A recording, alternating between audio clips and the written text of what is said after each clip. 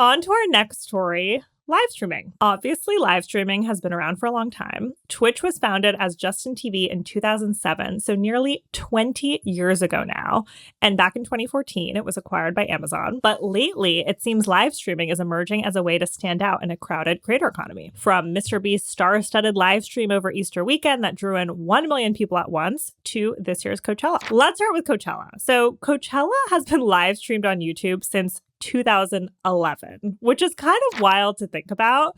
But this year really felt like a different level. YouTube is calling it, the most immersive to date. I know companies always say that about every year. But this year they live streamed all 7 stages simultaneously in 4K quality and also in vertical and horizontal, which is so interesting. And I think, of course, over the years, we've seen creators post a ton of stories and videos and photos, but many more of them this year have been live streaming. And I think Coachella is such an event that people want to tune into in real time.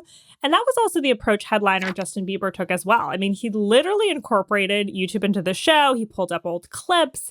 He revisited his origin story. If you don't know this, he rose to fame by singing covers on YouTube before being discovered. And he even, sang to his younger self on screen. And also in the months leading up to Coachella, he joined Twitch back in October, and he was live streaming some of his rehearsal prep on Twitch. Yeah, so my sister texted me on Friday night asking if I was going to watch Bieberchella. I did not, but she watched it from Finland at 9:45 a.m. So I think that speaks to why you had Justin Bieber and so many creators live streaming from the event this year. It helps them to reach a much broader audience. Like, that is not to say that Coachella is small by any means. I think there's about 100,000 people who are expected to attend this year, but not everybody can go. I mean, Coachella is crazy expensive. It is also hard to get to, even if you live in LA. Like, you have to drive out a few hours into the desert, and there is a lot of traffic.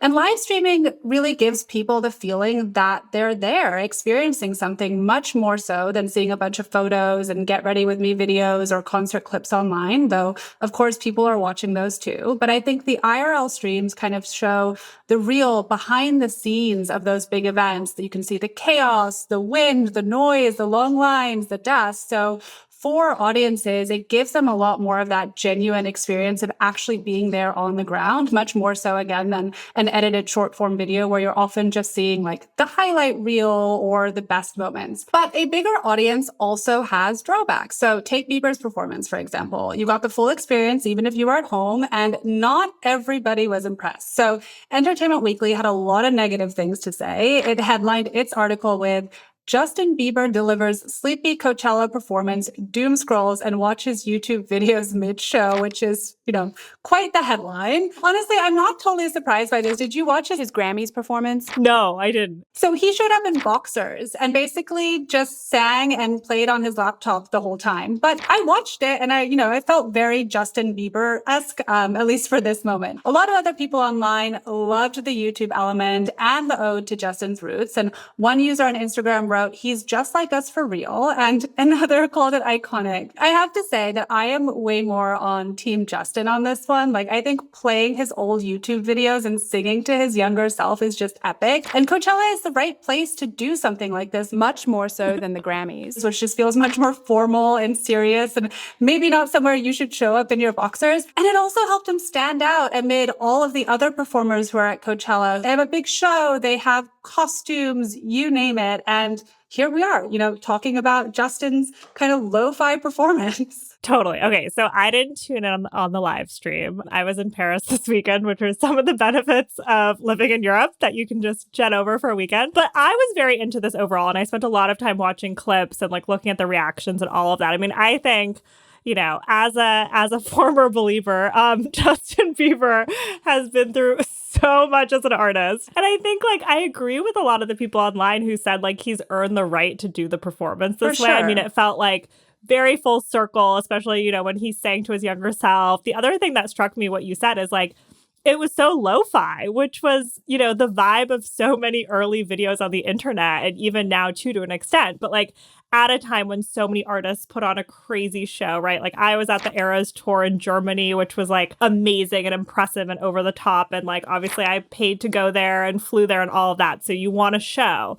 But I do think it's kind of powerful to put on like a lo-fi show like that. And also not everybody can do that. I mean, Justin Bieber is so talented. Like I think there's only a handful of artists that would be able to put on a performance like that, right? I mean, not to say that, you know, the big shows, you know, I'm a huge Taylor Swift fan. I didn't get to go to the Eras tour and I wish I had. There's value in that too. But I think, you know, there's only a few artists that can do what Justin Bieber did. Totally. And I can understand if you paid a lot of money to be at Coachella, you expected something a bit more exciting, but it did feel like a moment and it was very artistic. So I think some of the people that are calling it doom scrolling are missing the point. Okay, but we wanted to zoom out and ask, why is live streaming so powerful? I mean, in general, there's a FOMO, an urgency element. You have to tune in during that moment.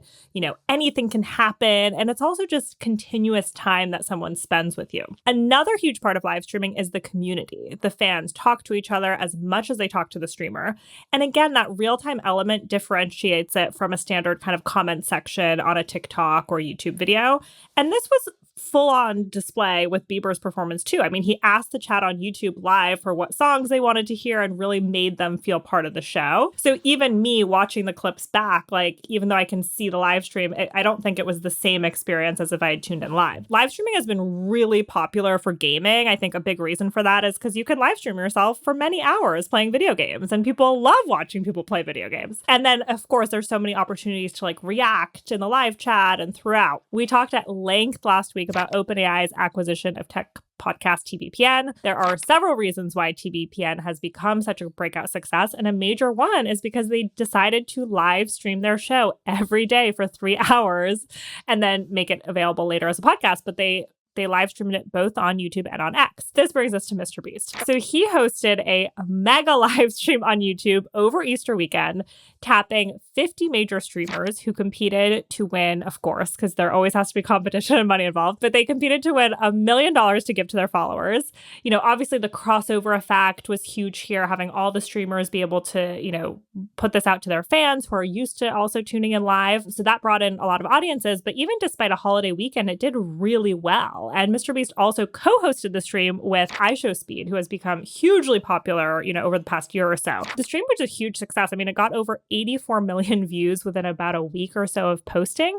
But more notably, at its peak, the stream saw 1 million people tuning in at once. Crazy. So I think as the biggest creator in the world, it's always interesting to watch what MrBeast does. And the fact that he is leaning into live streaming is a big signal. As a side note, I was scrolling Twitter when I was thinking about this episode, and MrBeast also just posted a video of him gaming with friends, which he said had its highest retention and most views in 24 hours ever. And he posted on X, gonna do more chill videos like this with the boys. And like, it got me thinking, you know, especially with the Bieber performance. I mean, this video was by no means lo-fi. Like, it obviously had graphics and good camera quality, but the concept is quite low lift for MrBeast, who is used to spending so much money and doing all this outrageous stuff.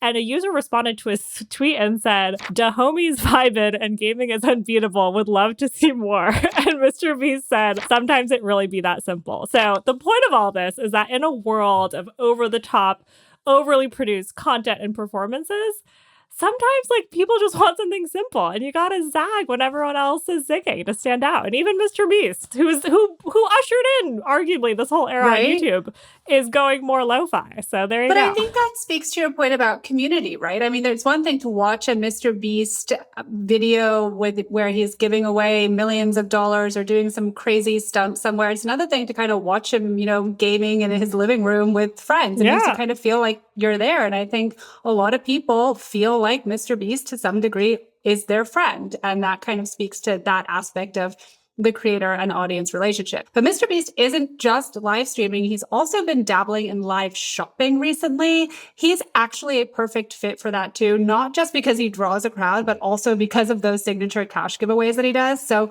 earlier this year, he teamed up with live shopping startup Whatnot, putting together a big game, big deals promotion. This was around the Super Bowl. So MrBeast gave away a Lamborghini, a San Francisco 49ers Super Bowl ring, speaking about outrageous and over the top, and a literal gold bar. I would very much like to know who won all of these different things. But Whatnot is one of the few creator live shopping startups that has seen breakout success. Others have really struggled post-pandemic. It has raised crazy amounts of funding. In October 2025, it announced it had raised $225 million in a Series F round, which more than doubled its valuation to $11.5 billion in less than 10 months. Last year, Whatnot also said that it expected to sell about $6 billion in goods, which are mostly quirky toys, but they've since expanded into things like fashion and accessories, you name it. But live shopping in general has a very complicated history here in the US. It is, of course, massive in China, driving about $540 billion in sales in 2025, according to estimates from eMarketer. So many companies have tried to make live shopping happen in the US, but it just has not taken the same effect. So you've had Pinterest, you've had Facebook, Instagram, YouTube, all dabble in it to a certain degree. So have Amazon, Nordstrom, Walmart, you name it. But TikTok really is the only major social platform so far where it's really taken off. And that makes sense. I mean, Kaya, you talked about the FOMO and the urgency that comes with live streams. And that's what TikTok and TikTok Shop in particular is all about. But it's still not a habit even for people in TikTok Shop the way that it is in China. And despite all of the hype, I just don't ever really think it will be. It is basically QVC for the internet, hosted by creators, and that's fine, but it's just not going to be the primary way that people are shopping. I actually did a study with impact.com last year, and it showed that just 11% of people who had bought something from a creator did so during a live stream. So you can see that it's just not, a common practice, even among the people who are buying from creators and from social media. So that is not to say that live stream shopping doesn't have a place. It can work really well for things like giveaways, a la MrBeast, as well as limited edition drops or heavy sales periods like Black Friday or Cyber Monday. So last year, for example, Kim Kardashian hosted a shoppable live stream dubbed Christmas for Skims, which I love the name.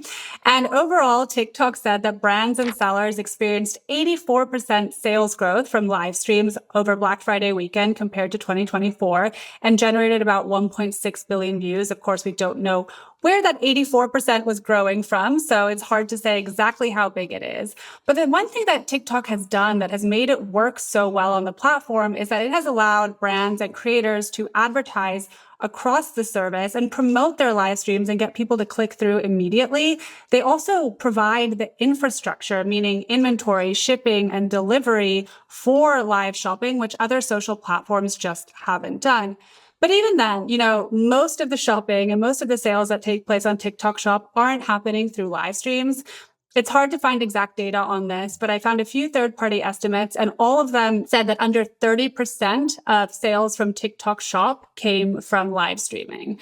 And from so many of the TikTok Shop creators that I've spoken to, yes, live shopping can be very lucrative, but it's also very cyclical and unpredictable. Yeah, agree on that. And I think one reason Whatnot initially rose to popularity is because it focused on categories like trading cards and physical collectibles like Funko Pop figurines. That already, has scarcity and a niche and a market of collectors trying to find those items. Obviously, like you mentioned, it's since branched out to fashion and other items, but it has been an interesting tactic to focus on those types of categories. I think another interesting dynamic with streaming is that historically creators chose a platform to live stream on. Now it's easier to simulcast. TBPN, for example, goes live on X and YouTube, but Twitch didn't even allow creators to simulcast to other platforms until 2023. So this is a really recent shift. While pre-pandemic, when I would interview creators, a lot of them would identify as a YouTuber or an Instagram influencer. That was even more true of streamers because they generally picked, because they had to, a platform to live stream on. So this, to take you back a little bit, caused this huge exclusivity war beginning in around 2019 between YouTube and Twitch, with the two platforms offering, huge amounts of cash to streamers like Dr. Lupo and Tim the Tatman to stay on their platforms or to join from a rival.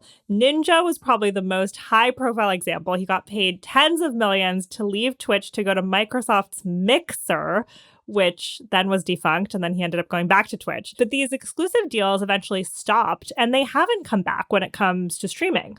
And one major thing that happened is that streamers got paid a bunch of money and then kind of stopped trying as hard, right? So that seems really hard to imagine creators doing now. But we've seen this kind of play out in other ways. I mean, TikTok, YouTube, and Instagram all fought for short form creators with different incentives. At various points, YouTube Shorts was giving, TikTok creators cash to post shorts videos exclusively for a period of time. And now we're seeing the same trend play out with Netflix as it fights for podcasters. We will talk to Steve McClendon, who is the product lead for podcasting at YouTube, about what he makes of the Netflix podcaster deals later in the episode and whether YouTube will do anything to respond. So speaking of picking a platform to stream on, though, one thing I'm really curious about is the Amazon Twitch integration and how all of that plays out.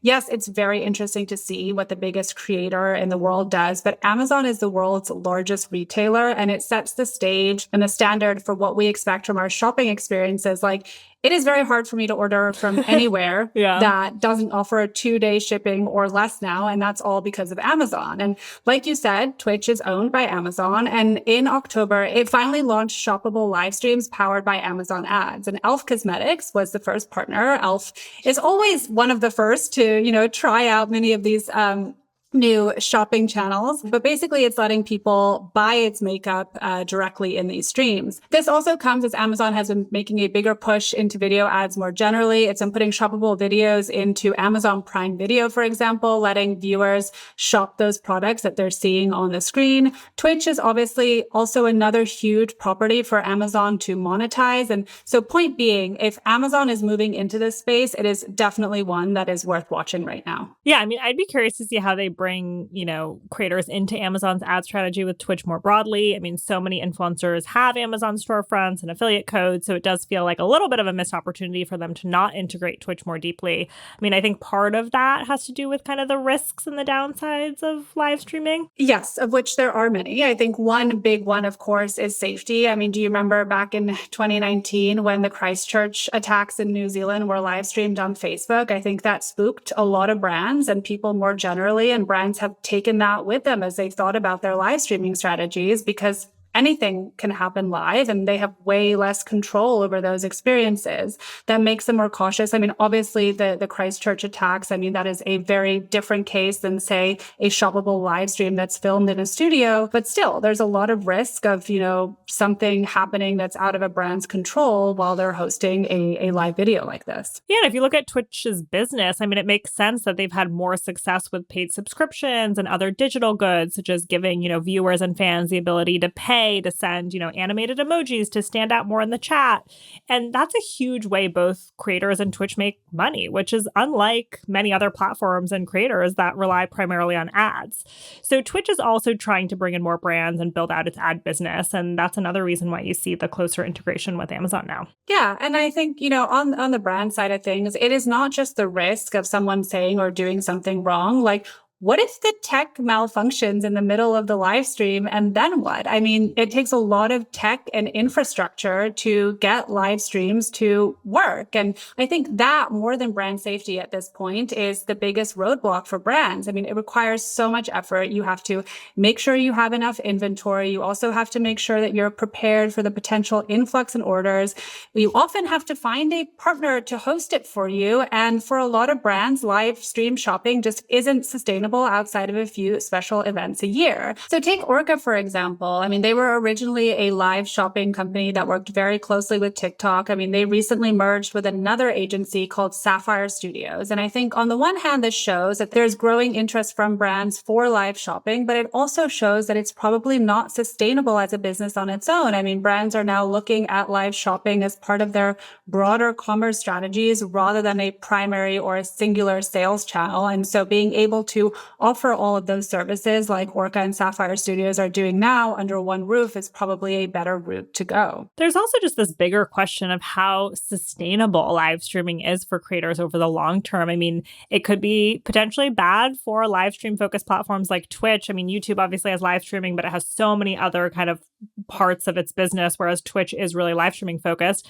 as well as creators. There have been many stories over the years about the burnout that comes with live streaming. Obviously, the burnout that that comes with creators in general. But this Washington Post story from May 2025 that profiled a streamer named Emily who live streams basically every living moment of her day. And it's been extremely lucrative for her, but it comes at huge cost to her personal life, her well-being. But in the piece, she says she worries that taking a break would be, quote, career suicide, as she called it. I mean, being a creator is hard, period, but live streaming, showing up unedited frequently in front of an audience takes it to a new level. I mean, you're often streaming for hours, often every day. It's a lot of work and energy, and you also have to be entertaining on top of all of it. We are really excited to dive into all things live streaming with Twitch CEO Dan Clancy at our Scalable Summit on May 6th. It is not too late to get your ticket. You can visit scalablepod.com/summit for more information.